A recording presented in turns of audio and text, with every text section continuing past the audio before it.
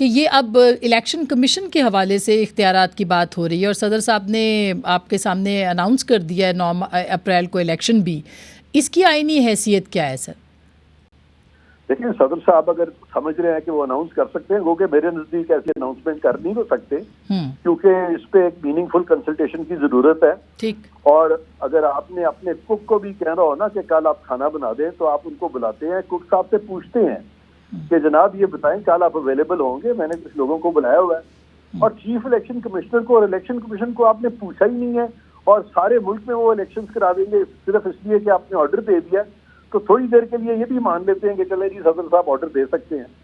तो सदर साहब अगर ऑर्डर देते हैं तो क्या इलेक्शन ग्राउंड पे सदर आके कराएंगे? फिर इलेक्शन तो फिर भी इलेक्शन कमीशन ने कराने हैं ना।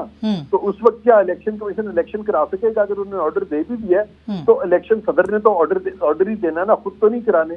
खुद चूंकि नहीं कराने, खुद आ नहीं सकते, तो लिहाजा फिर भी डिपेंडेंट तो उनको इलेक्शन कमीशन पे होना पड़ेगा। तो बेहतर नहीं था कि इलेक्शन कमीशन से उनसे पूछते कौन सी डेट आपको सूट करती है, मुशावरत के साथ करते, जबकि जो कानून जिसको कोट किया जा रहा है उसमें भी मुशावरत का लफ्ज लिखा हुआ है। तो ये इतने डिक्टेटोरियल तरीके से, और फिर इसका एक सियाको सबाक है। सियाको सबाक ये है कि ये उस पार्टी के जरिए सदर बने हैं जिन्होंने के वोट ऑफ नो कॉन्फिडेंस में वोटिंग को रोक दिया था, और जब रोका था तो सुप्रीम कोर्ट ने कह दिया कि ये गैर आईनी है, और एक जज साहब ने कह दिया कि आपने कॉन्स्टिट्यूशन से फ्रॉड किया।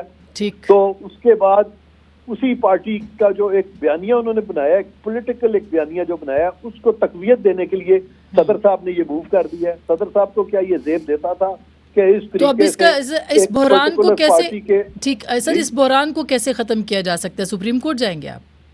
बिल्कुल नहीं, बिल्कुल नहीं। सुप्रीम कोर्ट का इससे ताल्लुक ही कोई नहीं है। ठीक। ये तो इलेक्शन कमीशन के करने का फैसला है कि आया वो सदर ने जो बात की है वो आया उसको पाया तकमील तक पहुंचा सकते हैं इस कलील मुद्दत में, जबकि इतने सारे बीच में फैक्ट्स हैं जो कि नोटिसेबल है।